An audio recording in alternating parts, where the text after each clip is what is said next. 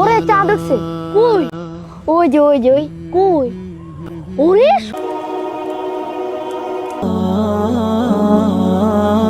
প্রথম প্রশ্ন, টিভি অথবা মোবাইলের মাধ্যমে রমজানের চাঁদ ওঠার ব্যাপারে সংবাদ দিলে কি রোজা রাখা যাবে?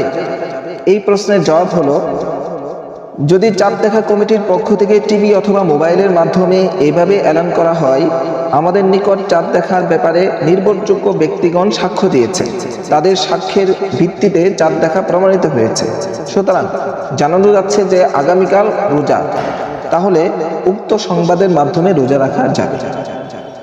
এই বিষয়টি ফতোয়ার বিভিন্ন কিতাবের মধ্যে এসেছে।